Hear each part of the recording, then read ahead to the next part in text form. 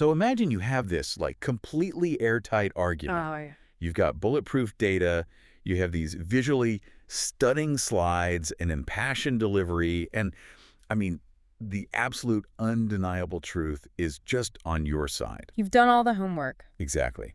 And you pitch this brilliant idea to your boss, or maybe your board. Right. The whole room is nodding along. You leave the room feeling like a total champion, totally victorious. The best feeling. But then, like 2 weeks later, you find out the idea has just been permanently tabled. Just dead in the water. Dead in the water. And you're left wondering, what on earth went wrong? Like, why does the best logic usually just completely lose? It's it's the ultimate professional paradox, really. We operate under this massive, almost collective delusion that data somehow speaks for itself. Right. We think of communication like, a simple file transfer. Like, I have the facts, I hand them to you, and now you have the facts. Boom, done. Like dropping a USB drive into someone's brain. Yeah. Exactly. But human interaction is just incredibly messy. Data never, ever speaks for itself. It is completely at the mercy of, the psychological defenses, the hidden biases, and even just the emotional state of the person receiving it. Which is exactly why we are doing this today. Welcome back to Book Breakdown, where our mission today is to decipher that exact mess. That's a big one. It is. We are ripping apart what is essentially the absolute gold standard anthology on this subject. I'm talking about HBR's 10 must-reads on communication. But we aren't just, skimming the surface here. Or not at all. We are acting as a complete cover-to-cover audio replacement for this book. We're extracting all the core psychological mechanisms from leading minds people like Jay Conger, Robert Cialdini, Deborah Tannen, and a whole bunch of others. We're really getting into the wiring beneath the floorboards here. Yeah, exactly. And honestly, this is non-negotiable for anyone trying to navigate a modern organization today. The whole era of the top-down decree, it's completely over. Oh, totally dead. You cannot just issue an edict and expect compliance anymore, let alone actual enthusiasm. You really have to understand the architecture of human influence. So if you're listening right now, whether you are prepping for some massive client pitch, or maybe dealing with a really toxic dynamic on your team, or honestly just trying to get your own brilliant ideas actually heard, this is specifically for you. Absolutely. Because by the end of this deep dive, you are going to walk away with a complete actionable toolkit.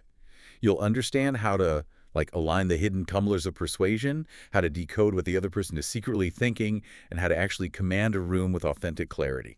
So, okay, let's unpack this. Well, the best place to start is really down in the biological basement. The basement, I like that. Yeah, because before we can get into, crafting some perfectly tailored pitch for a specific VIP, we have to look at the universal baseline of human influence. Like, how do you move literally any human being from skepticism to agreement? And we can map this out by kind of overlaying Jay Conger's framework on the art of persuasion with Robert Cialdini's science of influence. Okay, so let's start with Conger. Oh.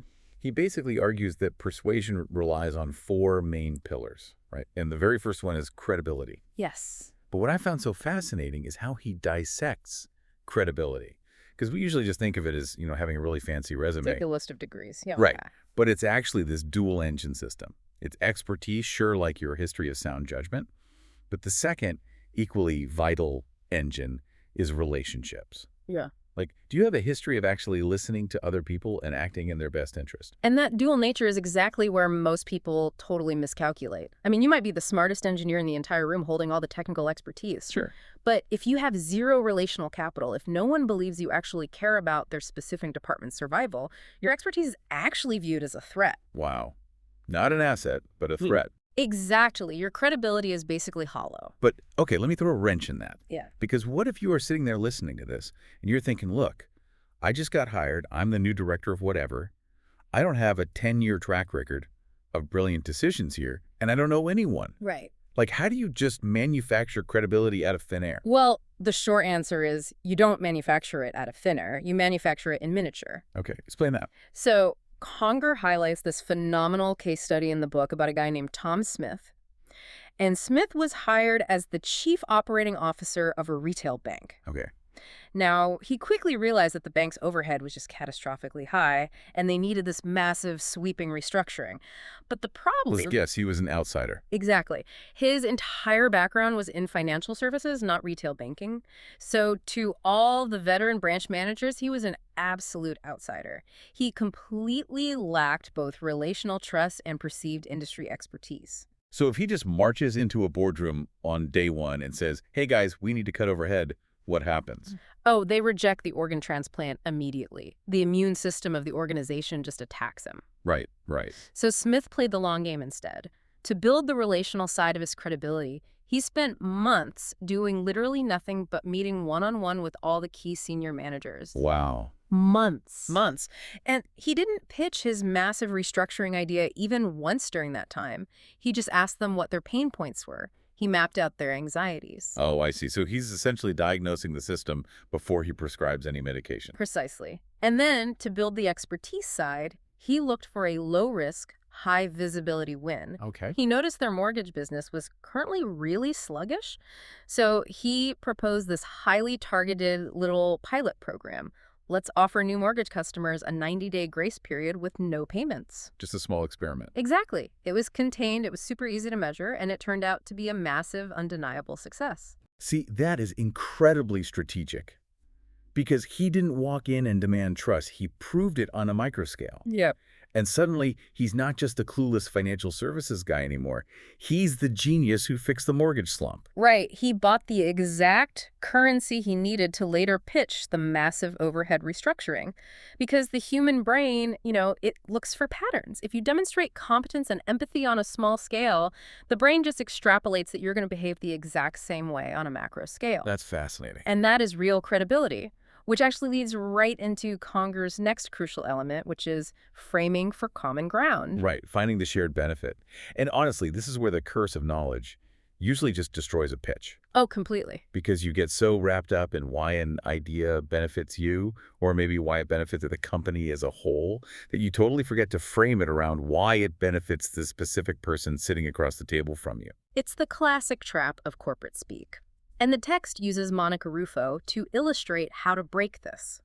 She was an ad agency executive, and she was tasked with convincing these deeply skeptical fast food franchisees to support a new price discounting strategy. And this was a strategy dictated by corporate headquarters, right? Exactly. Headquarters wanted these discounts to drive, brand synergy and long-term market positioning. Yeah, but if she walks into a room of local franchise owners, people who are literally sweating over making payroll and paying their rent this Friday, and she starts throwing around words like brand synergy, they are going to laugh her right out of the room. Because it just triggers a total misalignment of survival incentives. The franchisee's brain just hears, oh, corporate wants me to take a financial loan today for their weird abstract benefit tomorrow. Exactly. So Ruffo completely abandoned the corporate framing. She didn't even mention brand perception.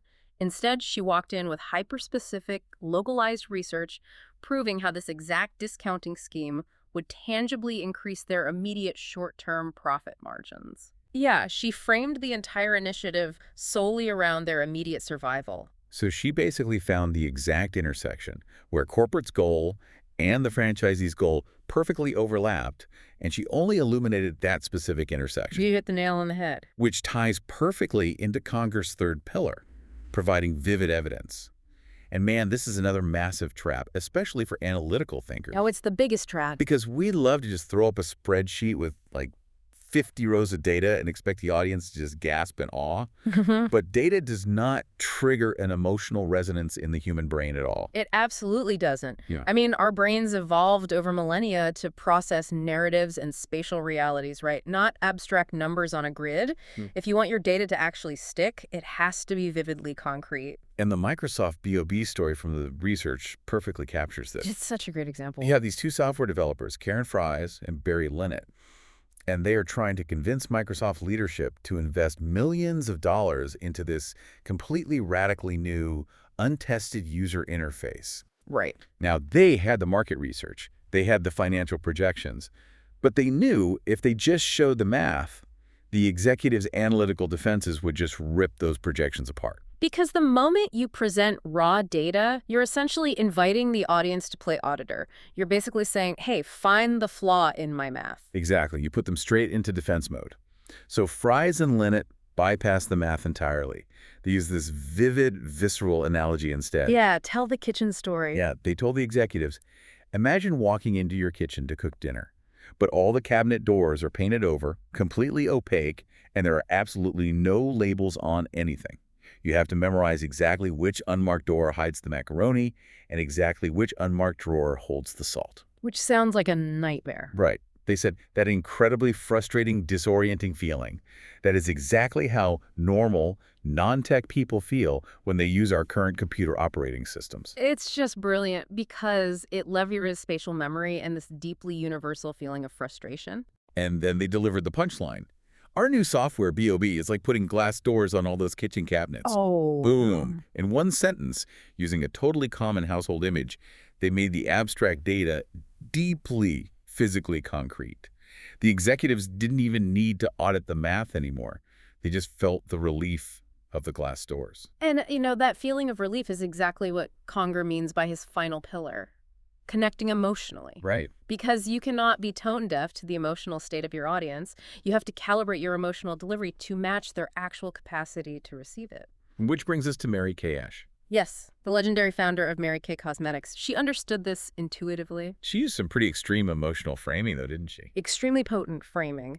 So she once gave this massive speech to her sales force where she literally compared their weekly sales meetings to the hidden gatherings of the early Christians hiding from the Romans. I mean, okay, comparing selling moisturizers to, like, facing down lions in the Colosseum is objectively wild. From the outside, yeah, it seems completely absurd. But you really have to understand the psychology of her specific audience. Okay, set the scene for us. These were women operating totally independently, facing constant daily rejection, and working in a society at the time that largely just dismissed their economic contributions entirely. So they felt really isolated. Deeply isolated and embattled. So by comparing them to early Christians, she wasn't just hyping them up for sales. She was imbuing their really difficult, lonely work with this profound sense of heroic solidarity and existential meaning. Wow. She matched the exact emotional fervor she needed from them with the exact emotional language that resonated with their hidden daily struggles. Okay, so Conger shows us how to frame the argument and really tune the emotion. Right. But even the best framing fails if the audience's subconscious defenses are just, like, locked tight. Right. And I think that's where we transition from the art of persuasion into the deeply psychological science. Robert Cialdini's 6 Principles of Influence. Oh, these are classic. Because these aren't just, clever corporate tactics. They are literal evolutionary cognitive shortcuts. Exactly. The human brain is just constantly bombarded with way too much stimuli, so it relies on these shortcuts to make rapid survival decisions. And the most primal of these shortcuts is liking. We are biologically hardwired to say yes to people we like because for hundreds of thousands of years, aligning with friendly members of the tribe literally ensured our survival. And the ultimate, almost absurd manifestation of this is the Tupperware party. Yes. It's a phenomenon that completely breaks traditional economic theory. Researchers actually looked at these parties and found that a guest's fondness for the host-like, just the neighbor throwing the party, weighed twice as heavily in their decision to buy as their actual desire for the plastic containers. Which is crazy. You're paying $30 for a bowl you definitely don't need, just to ensure you're still invited to the summer barbecue. Exactly, because it defies logic until you look at the social anthropology of it. When you're sitting in your neighbor's living room and she's smiling at you and pouring you lemonade, you aren't executing a financial transaction. You're executing a social bond. Right. You are buying the containers to preserve the fabric of the relationship. It's wild that social ties are literally twice as powerful as actual product utility. It really is. So the second shortcut is reciprocity. This is basically the golden rule of evolutionary psychology, right? Yeah. People repay in kind. If you receive something, your brain registers a profound social debt. Yes, because historically, accepting a gift without returning the favor meant you were a parasite on the tribe, and being a parasite meant exile and death, so we feel deeply biologically uncomfortable being in someone's debt. The text highlights this incredible example with a charity, the Disabled American Veterans. For years, they sent out these standard mailers asking for donations, and they got a fairly respectable 18% response rate. Not bad at all. Yeah. But they made one tiny, seemingly insignificant change. They included a customized packet of return address labels inside the envelope. Such a small thing. Right. Not a highly valuable item, just a tiny personalized gift. And their response rate practically doubled to 35%. Because the moment you open that envelope and see your own name printed on those little labels, the reciprocity trap springs. You're caught. Yeah, you didn't ask for the gift, but you received it anyway. The cognitive glitch occurs, and writing a check suddenly feels like the only way to clear that psychological ledger. A completely outsized return on, what, a 20-cent sheet of stickers. It's unbelievable. So the third principle is social proof. Basically, when humans are uncertain, we look to the herd for cues on how to behave. And there was this fascinating experiment in New York City regarding exactly this. Researchers deliberately dropped lost wallets all over Manhattan just to see who would actually return them. The classic setup. Yeah, and they found that if a New Yorker learned that another New Yorker had previously tried to return the wallet, they were highly likely to return it themselves. But the crucial detail here is the in-group dynamic, right? Exactly. If they were told a foreigner or someone clearly outside their cultural group had tried to return it, that information didn't sway them at all. Oh, wow. We don't just follow the herd, we follow our specific herd. Which completely changes how you drive adoption in a company. Like if you roll out a new software system, having the CEO mandate it from on high is probably the worst strategy. A terrible strategy. You want horizontal influence. Yeah. You go find the most respected veteran engineer on the floor, you get them to adopt it, and then the social proof just naturally ripples outward. Because pure power is vastly more effective than positional power. So true. Which brings us to the fourth shortcut: consistency. Basically, once a human makes a choice or takes a stand, they encounter immense internal and external pressure to behave consistently with that original commitment. Because the cognitive dissonance of being a hypocrite is deeply uncomfortable. Yes. The text cites this wild experiment involving an Israeli apartment complex. Researchers went door to door and asked half the residents to sign a really simple, harmless petition supporting a new recreation center for the handicapped. Just a signature. Just a signature. And almost everyone signed it. Then, 2 weeks later, they went back and asked for actual monetary donations for the center. And let me guess. Yeah, the people who signed that initial tiny petition were overwhelmingly more likely to donate than the people who were never asked to sign in the first place. Because signing that petition subtly shifted their self-identity. They subconsciously categorized themselves in their own heads as, I am the type of person who supports charitable causes. Right. So when the request for money came, refusing it would mean essentially betraying their newly established self-image. So in a business setting, the lesson is you don't ask for the massive commitment up front. You get them to publicly agree to a tiny related premise first. Like, just get them to write the project deadline on the whiteboard. Yeah, get them physically involved. The psychological need to remain consistent will drag them across the finish line later. Exactly. Now, the fifth principle leverages another massive cognitive offload, and that's authority. We defer to experts because the world is just way too complex to figure everything out ourselves. We use experts to save mental calories. Exactly. And the statistics on this are staggering. The research shows that if the New York Times publishes an expert opinion on a specific issue, national public opinion shifts by 2%. Just from one article. Right. And if that exact same expert goes on national television, public opinion shifts by 4%. Literally, one person speaking shifts the mindset of millions of people simply because they have that label of expert. Which means, and this is a tough pill to swallow for some humility, it can actually be a massive liability in persuasion. Well, really. Yeah. If you have deep expertise, you cannot just assume your audience magically knows it. You have to expose your credentials, but, subtly. So you don't just stand up and read your resume. No, please don't do that. You just drop a brief, highly relevant anecdote about a similar crisis you successfully solved at a previous firm. You have to establish the authority anchor before you try to pull the ship. Got it. And the final lever is scarcity. This is the psychology of loss aversion. We value what is scarce, and the fear of losing something is mathematically proven to be a much stronger motivator than the desire to gain something of equal value. Yes, and the wholesale beef buyers experiment perfectly isolates this. Tell me about the beef buyers. So buyers were given a standard sales pitch, and they ordered a normal amount of beef. But when a second group was told about a weather report predicting a foreign beef shortage in the near future, their orders more than doubled. Just based on the threat of a shortage. Exactly.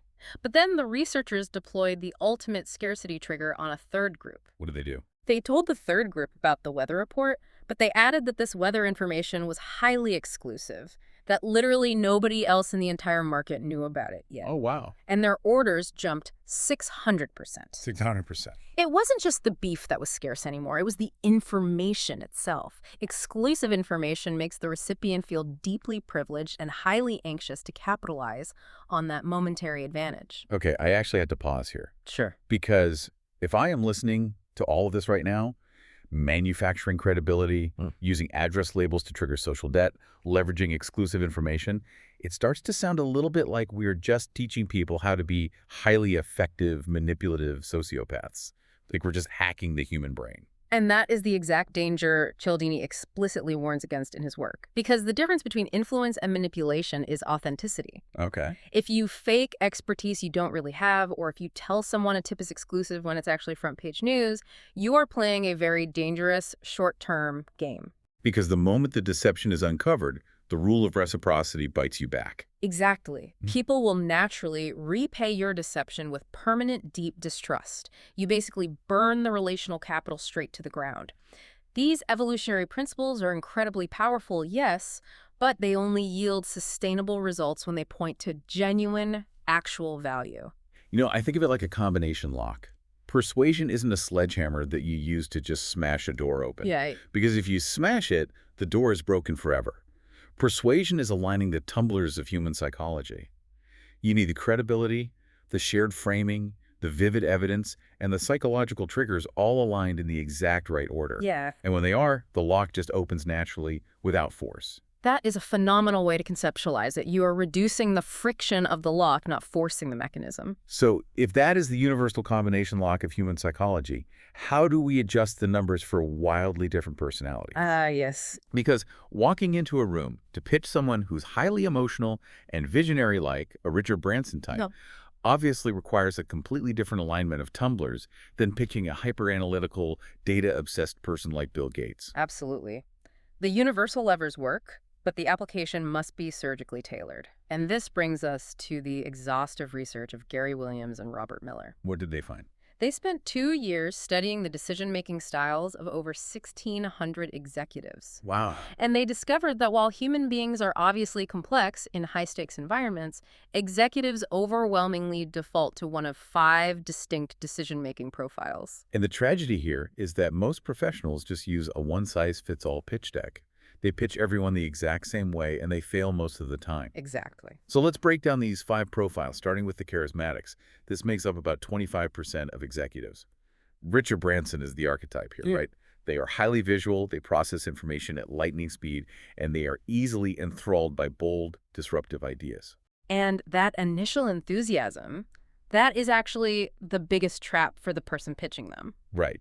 Because if I am pitching a charismatic, my natural instinct is to match their energy. Like if they get hyped up, I want to bring the hype, talk about changing the world, and just ride their enthusiasm to a really quick yes. And if you do that, you will almost certainly lose the deal. Wait, really? Yes, because experience has taught charismatics that their own initial exuberance is actually a vulnerability. They have made bad investments in the past precisely because they got swept up in the vision. Ah, I see. So when it comes time to actually sign the check, they violently snap back to reality. They suddenly look for the balanced facts and the cold, hard bottom line. So if you act as their cheerleader, you become totally useless to them. You actually have to become their anchor. Exactly. When they start floating away on the vision, you have to gently pull them down. You slightly undersell the idea. You openly and proactively bring up the potential risks. That feels so counterintuitive. It does, but if you hide the downsides, their internal alarm bells will ring later, and they will completely lose trust in you.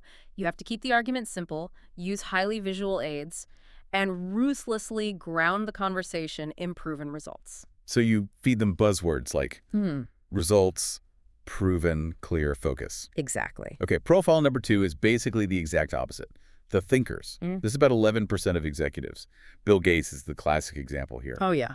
They are fiercely cerebral, logical to a fault, highly risk-averse, and they consume copious amounts of raw data. Thinkers are notoriously the toughest to persuade because they basically pride themselves on out-analyzing everyone else in the room. They don't just want your final numbers. They want your entire methodology. They want to see the math. Every single step of the journey from point A to point B. And the strategy for handling a thinker actually blew my mind. Yeah. First, you openly lead with your worst-case scenarios because they fundamentally don't trust anyone who paints a rosy picture. Right. But the absolute golden rule, which I love, you do not draw the final conclusion for them. Never draw the conclusion for a thinker. It immediately triggers their intellectual ego.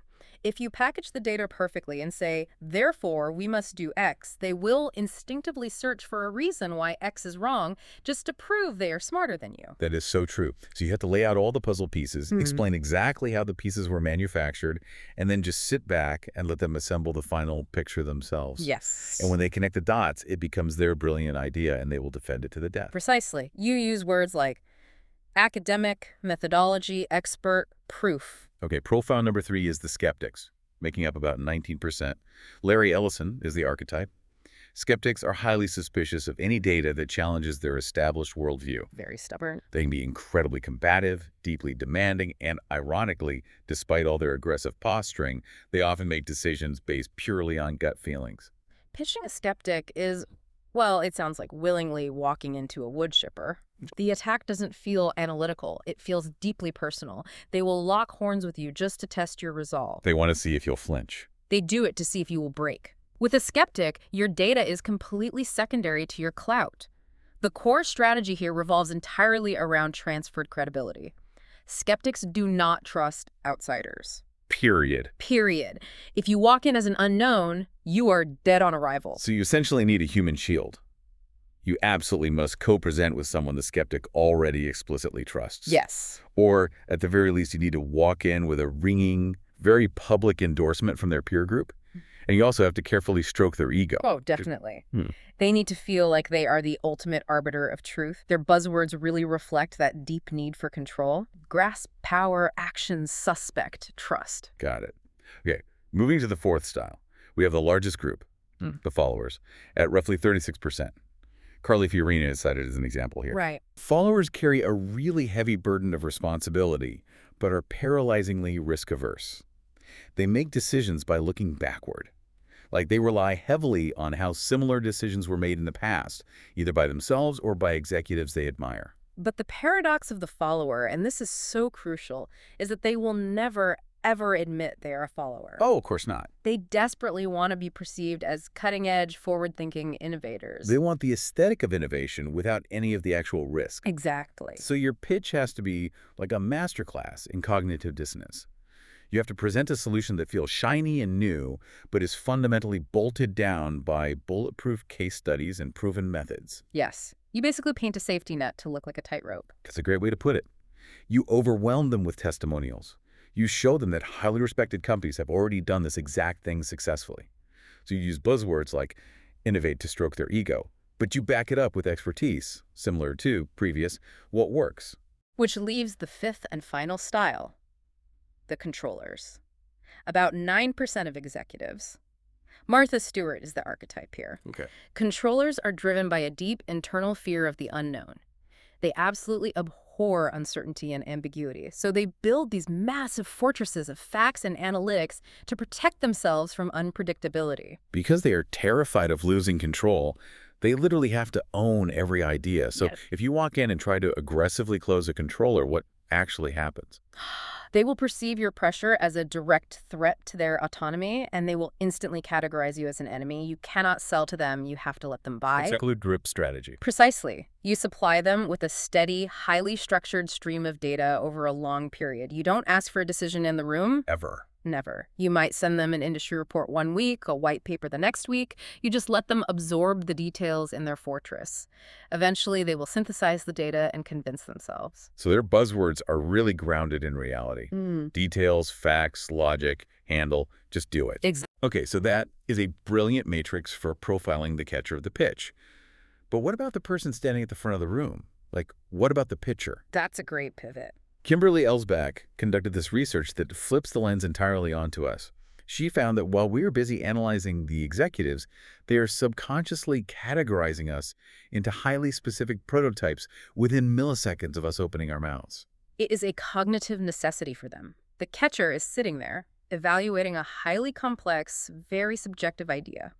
To reduce their cognitive load, their brain instantly tries to put you, the pitcher, into a recognizable box. Right. If they can categorize you, they feel they can predict the value of your idea.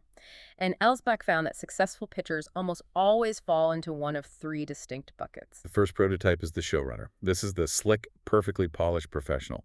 They possess this incredibly rare combination of dazzling creative inspiration and brutal, practical production know-how. They know exactly how to level the power dynamic in the room so it feels like a conversation between equals. But statistically, only about 20% of successful pitchers are actually true showrunners. Because it requires an incredibly rare dual-engine brain. The second prototype is far more common, especially in creative fields. The artist. The artist. The artist is quirky, completely unpolished, and transparently obsessed with their idea. They don't know the implementation details, and honestly, they don't care. They wear the black turtleneck and stare intensely into the middle distance. Exactly. But they succeed because they completely invert the normal power dynamic. They don't beg for approval. They plunge the catcher into a mesmerizing thought experiment. They command the room through pure, unadulterated passion, basically putting the audience enthralled to the content. And then the third prototype plays a completely different psychological game, the neophyte. They are young, inexperienced, wide-eyed, and just eager learners. Yeah. They don't try to level the power dynamic at all. They actively exploit the power differential.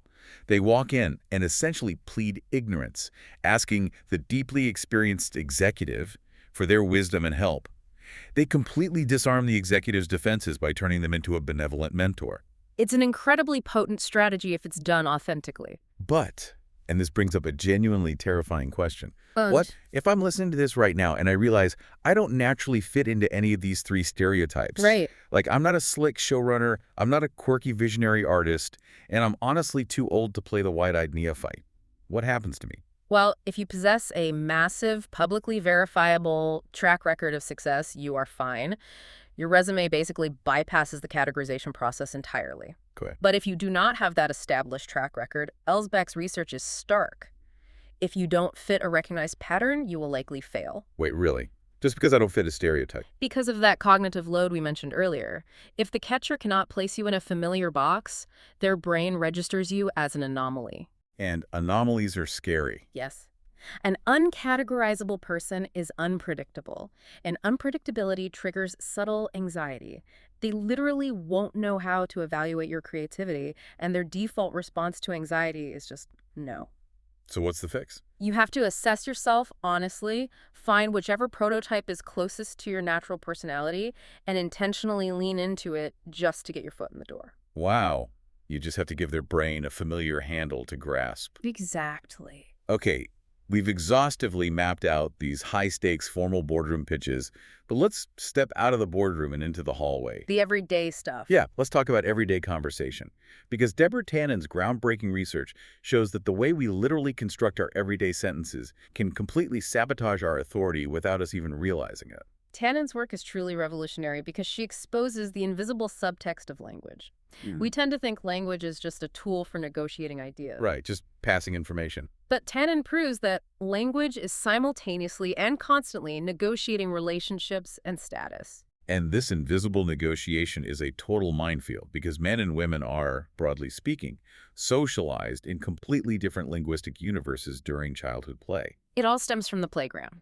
Sociologists have observed that boys generally play in large hierarchical groups. There are very clear winners and losers. Right. Therefore, boys learn early on to use language primarily to negotiate status. It is a constant, subtle game of one up and one down. Who has the authority? Who gives the orders? Language is basically a tool for claiming the center stage. But girls, conversely, tend to play in small groups or intimate pairs. Yeah. The goal of the play isn't usually conquering a hierarchy. It's maintaining the social fabric. Exactly. They use language to negotiate rapport and closeness. They're deeply socialized to balance the needs of the group and to constantly save face for one another. If a young girl acts too sure of herself or gives direct authoritarian orders, she doesn't become the leader. She gets ostracized and labeled bossy. And the critical insight here is that we do not outgrow these childhood linguistic rituals. We carry them directly into the adult workplace. And when a status-focused linguistic style collides with a rapport-focused linguistic style, the friction is immense. Let's look at the friction point of getting credit, because this one is huge. A woman operating on her default rapport-building software will frequently use the pronoun we to describe accomplishments, even if she did the work entirely by herself. Right, she does this to avoid sounding boastful and to maintain group harmony. Exactly. But a man operating on status software is highly likely to use the pronoun I. So the tragic result. The boss hears we and assumes the woman's solitary work was a massive team effort, and she loses the promotion to the man who actively claimed individual credit. It happens all the time. Another deeply misunderstood friction point is the expression of confidence. Tannen cites this fascinating experiment regarding college students predicting their upcoming grades. Oh, I love this study. When the students were asked to predict their grades publicly, in front of their peers, the women consistently predicted lower grades for themselves than the men did. To avoid the social penalty of seeming arrogant. Exactly. But here is the kicker. When they were asked to write their grade predictions down privately, the women predicted the exact same high grades as the men. Wow. Their internal confidence was absolutely identical. But in a corporate setting, a male CEO watching a female manager publicly downplay her expectations will interpret that modesty literally. He'll think she's actually not confident. Right. He will assume she actually lacks competence, entirely missing the rapport-building ritual at play. Then there's the absolute minefield of asking questions. For a man highly attuned to the hierarchy, asking a question can feel intensely vulnerable. It signals to the pack that you lack knowledge, momentarily placing you in a one-down position. Which is exactly why the stereotype exists that men notoriously refuse to ask for directions. Right. But for women, asking a question is often just a neutral tool for gathering information and building engagement.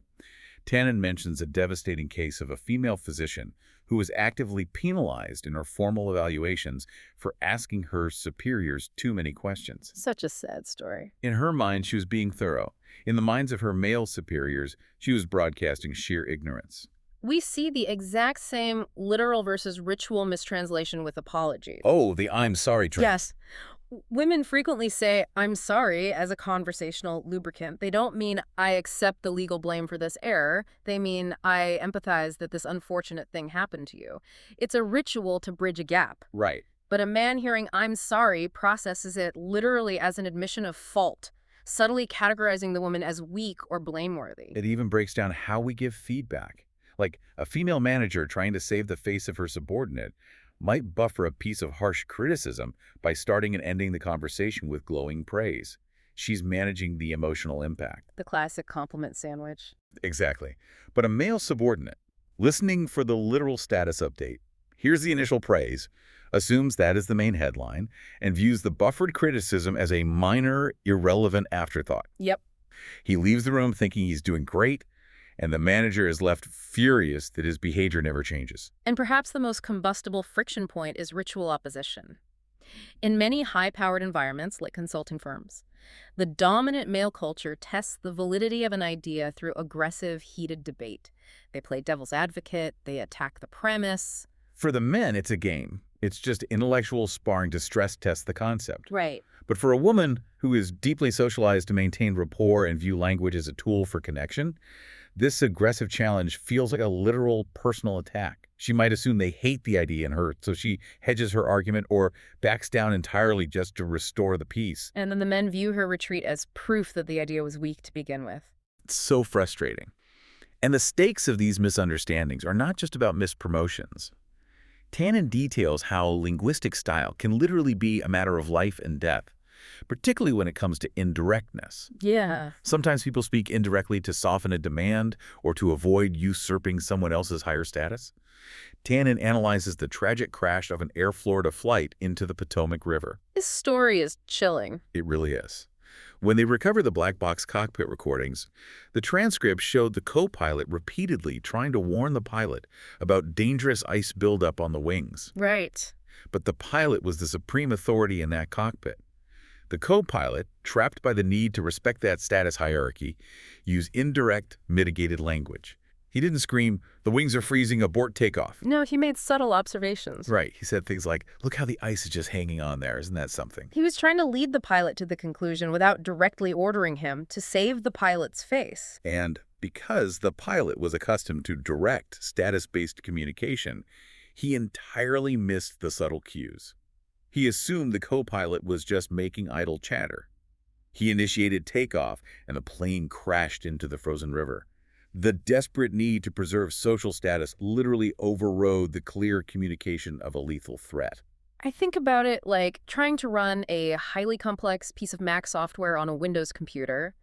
Neither operating system is inherently wrong or broken, but they are coded differently. Exactly. If you don't install an emulator to translate the code in real time, the system just crashes and burns. Tannen is essentially giving us the code emulator for Office language. That's a perfect analogy. Yeah. You don't have to fundamentally change your operating system, but you must be aware of the system the other person is running. Right. Which answers the biggest question listeners usually have here. Should women just adopt men's linguistic styles? Should they stop saying we and start pounding the table and shouting I? Tannen strongly warns against that. Communication styles are inextricably tied to our deepest sense of identity and morality, who we believe we are as good people. Right. If a woman forces herself to be brutally direct and combative, she will likely feel deeply uncomfortable and inauthentic. Worse, her colleagues will subconsciously sense that incongruity and react negatively to the performance. You don't need to permanently switch games, but you must become bilingual. You must understand how your default phrases are being decoded by the other side. Because when those operating systems clash and common ground isn't found, the communication doesn't just stall, it ferments. It turns toxic. Oh, absolutely. Which brings us to the dark side of organizational communication, the silences, the spirals, and the incredibly stressful conversations. Leslie Perlow and Stephanie Williams researched the immense hidden cost of silence in corporate culture. We tend to think of silence as a peaceful state. But in an organization, silence is often the sound of massive internal hemorrhaging. Perlow and Williams highlight the phenomenon of the painfully meaningless meeting, or the PMM. Every listener knows exactly what this is. Oh, guaranteed. Yeah. They studied a team leader named Jeff and his boss, Matt. Every single week, Jeff sacrificed his entire weekend to draft this massive, exhaustive update report for Matt's Monday morning meeting. Ouch. Jeff deeply resented this. It was completely ruining his personal life. He complained about it endlessly to his peers.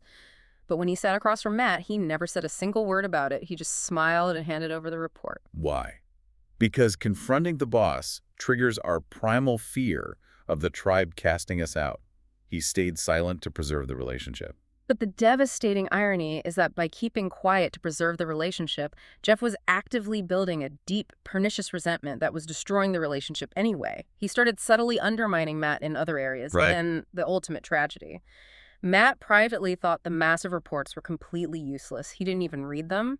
He only asked for them because he thought Jeff liked showcasing his team's detailed work. Both men were suffering in a prison of their own assumptions because neither had the courage to keep the silence. That is the spiral of silence. It feels safe in the immediate moment to bite your tongue, but that unspoken frustration is radioactive. Over time, it mutates. The researchers give another example of a researcher named Shoni. His supervisor, Praveen, was a chronic micromanager. Shoni never pushed back. He just bottled the frustration year after year until one day, the pressure critically fractured. What happened? Shoni simply snapped, walked out, and permanently refused to collaborate with Praveen ever again. Silence doesn't resolve conflict. It acts as a pressure cooker until the system explodes. So how do you break the spiral? How do you speak up when the power dynamics are stacked against you? The MIT example in the text is a masterclass in this. Nancy Hopkins, a brilliant female scientist, was dealing with systemic inequality regarding lab space. Her male colleagues were given vastly more resources. The standard playbook says she should either suffer in silence or march into the dean's office and fight a lone, easily dismissible battle. But she did neither. She recognized that an individual fighting the hierarchy is a target.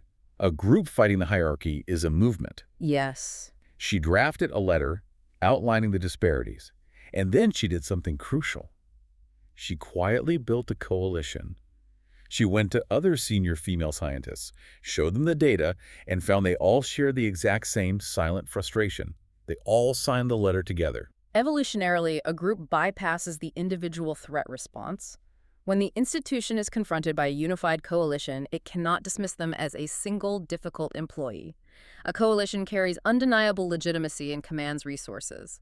Hopkins and her colleagues fundamentally changed the structure of MIT because they weaponized their shared silence. But even if you have a coalition, or even if you are just dealing with a peer, eventually you have to open your mouth and have the actual terrifying conversation. You do. Holly Weeks breaks down exactly how to take the biological stress out of these encounters. She categorizes them into 3 distinct types of nightmares. The first is the classic, I have bad news for you. This is the poor performance review, or the project cancellation. The second is the intensely confusing, what's going on here? Oh, I hate that one. This is when a seemingly normal interaction suddenly becomes violently emotionally charged. The text gives the example of Elizabeth and Raphael, who had a massive relationship-damaging blow-up over something as trivial as erasing a whiteboard schedule. And the third type is the absolute adrenaline spike. You are attacking me. This is when someone uses profanity, aggressive posture, or insults to completely throw you off balance. Like the story of Karen, who completely botched a high-stakes client presentation, realized she looked foolish, and immediately turned and aggressively lashed out at her colleague Nick, accusing him of undercutting her, even though he literally hadn't spoken. It's the cornered animal response. To survive any of these 3 scenarios, Weeks argues you must master 3 ingredients: clarity, temperance, and most importantly, neutrality. Neutrality is the hardest thing in the world to maintain when your heart rate is at 140 beats per minute. It requires immense discipline. You have to channel your inner NASA. Think about Apollo 13. An oxygen tank explodes in deep space. The astronauts are looking at certain death. But when they key the microphone, they don't scream, "We're all going to die, what did you do?" No. They say, in a totally flat, uninflected tone, "Houston, we have a problem." Because in a crisis, intense emotion is perceived by the other person's brain as a secondary escalating threat. If you bring anger, their brain ignores your words and fights your anger. You have to deliver the heavy message without any emotional baggage attached to it. And to maintain that NASA neutrality, you cannot rely on improvising in the moment. When the adrenaline hits, your higher cognitive functions shut down. You need hip pocket phrases, preloaded, memorized conversational gambits that you can deploy automatically. For the bad news conversation, the gambit is honor thy partner. You disarm their defensiveness by immediately acknowledging your own part in the mess. You say neutrally, I share responsibility for this situation because I've been reluctant to speak openly about these difficulties. Suddenly, it's not you versus them, it's both of you versus the problem. For the sudden, confusing blow-up, the what's going on here scenario, the gambit is disarm by restating intentions. You grant them the validity of their perception, but explicitly clarify your actual intent. You say, I can completely see how you took what I said that way, but that wasn't my intention at all. Let's rewind and go over this again. Which highlights a profound truth. The gap between our communication and our underlying intent is where all human stress is born. We walk around assuming everyone knows we mean well. But in a stressful moment, their brain assumes you are a threat. You cannot leave your intent implicit. You must drag it into the explicit light. And for the third type, the aggressive attack, the gambit is fight the tactic, not the person. If someone is screaming at you or using toxic behavior, your instinct is to attack their character. But that just fuels the fire. You have to neutrally name the weapon they are using. The story of Jacqueline is the perfect execution of this. She was the only female board member, and a colleague named Richard continuously derailed meetings by telling inappropriate, sexist jokes to undermine her authority. If Jacqueline screams, "You are a sexist pig," Richard gets to play the victim and call her hysterical. He wins. Exactly. So instead, she waited for the next joke, looked at him neutrally, and named the tactic. She said, Richard, this kind of humor is frivolous to you, but it makes me feel completely pushed aside. It is brilliant. She didn't attack his soul. She clinically dissected his behavior. By identifying the tactic so neutrally, she stripped it of its power and forced him to back down without escalating the room into a screaming match. Okay, we've spent a lot of time on defense. How to survive the toxic messes when they happen. But let's flip the script. If you are the leader, the manager, the director, the CEO, how do you broadcast a signal so clear and powerful that it aligns the entire company and prevents these toxic miscommunications from forming in the first place? How do you become the authentic leader? Nick Morgan's research on authentic speaking provides the foundation here, and he starts with a premise that sounds like a complete paradox. To be truly authentic, you actually have to rehearse it. That breaks my brain a little bit. Rehearsing authenticity sounds like an oxymoron. It sounds like acting. It does, until you understand the neuroscience of what Morgan calls the second conversation. The first conversation is the words coming out of your mouth. The second conversation is your entire physical being, your posture, your microexpressions, your tone, your pacing. And the biological truth is, if the first conversation and the second conversation contradict each other, the audience will believe the body language 100% of the time. Because body language is the older, more primal evolutionary signal. Exactly. So leaders often think, I want to seem natural and authentic, so I'm not going to practice. I'm just going to wing it.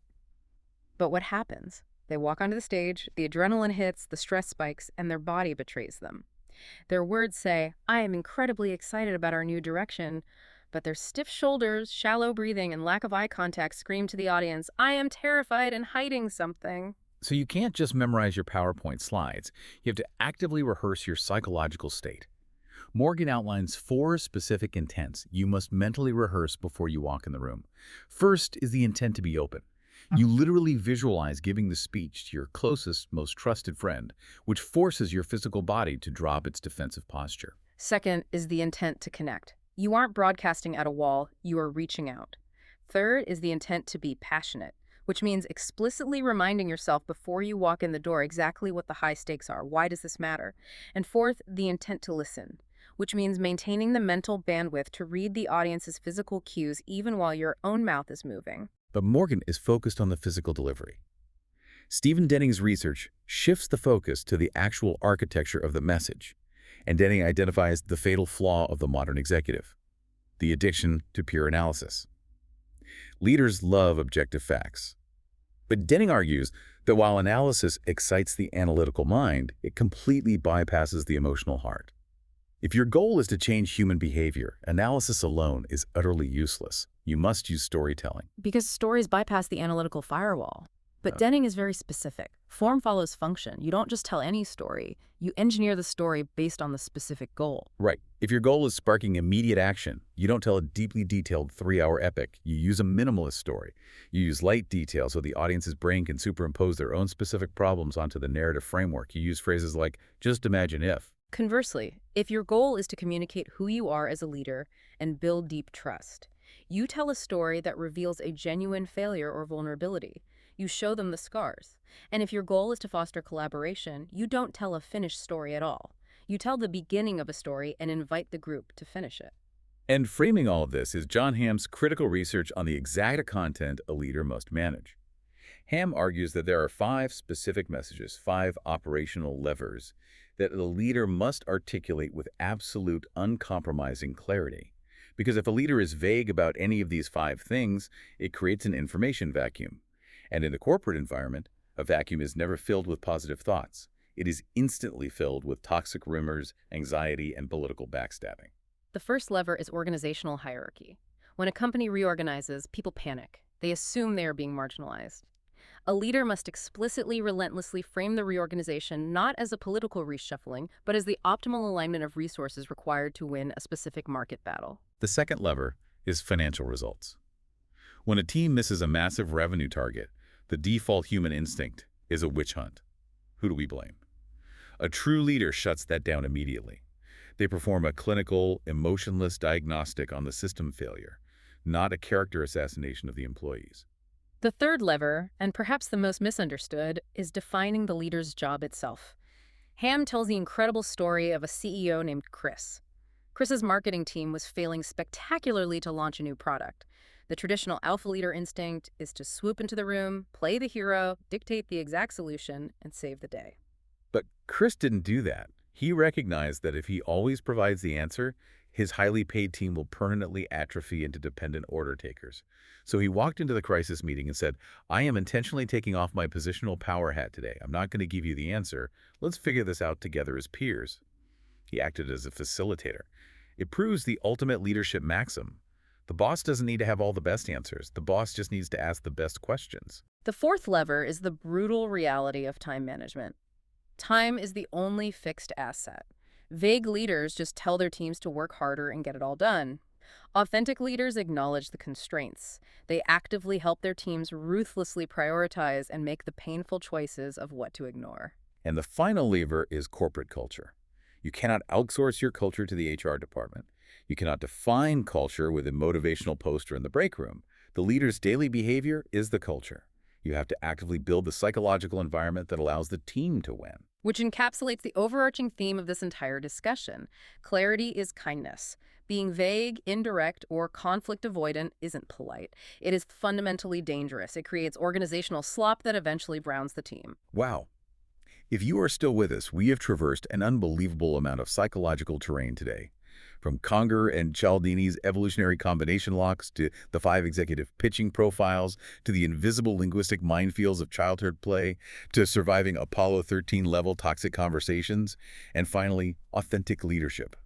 Let's distill this entire deep dive into a concrete checklist. If you are driving to work right now and you have a massive high-stakes meeting at 2 p.m., what are the 3 things you must do? First on the checklist, audit the room and audit yourself. Do not walk in blind. Before you open your mouth, explicitly identify the decision-making style of the person you are pitching. Are they a hyper-analytical thinker who needs space, or a combative skeptic who needs transferred credibility? And simultaneously audit your own default linguistic software. Are you about to inadvertently take a one-down position by excessively apologizing or buffering your brilliant ideas with hedging language? Second on the checklist, check your pockets. Do not wait for the meeting to go sideways before you figure out what to say. Preload your conversational gambits. Have your disarming and clarification phrases memorized so that if someone attacks your idea, you can deploy them with total, uninflected NASA neutrality. I could see how you took it that way, but that wasn't my intent. And the third item on your checklist, rehearse the invisible conversation. Do not just memorize your data points in your slides. If you want to move the room, you must rehearse the emotion, the physical intent, and the narrative structure of your pitch. Remember, analysis excites the mind, but only a story can bypass the defenses and move the heart. This has been an absolutely phenomenal exploration. As we wrap up this deep dive, I want to leave you with one final, slightly provocative thought to turn over in your mind. We spend our entire professional lives obsessing over what we are going to say. We agonize over our bullet points, our vocabulary, our perfect slide transitions. But based on every piece of science and behavioral research we've unpacked today, true, undeniable persuasive power has very little to do with your words. It resides entirely in how deeply you understand what the other person is secretly saying to themselves while you are talking. Are you forcefully broadcasting your own logic, or have you finally learned to decode their hidden script? Because the moment you stop talking at them and start speaking directly to their hidden script, whether it's a charismatic's hidden fear of a bad investment or a colleague's hidden need for rapport, that is the exact moment you unlock the combination to true influence. Thank you so much for joining us on this deep dive. Keep learning, keep decoding the world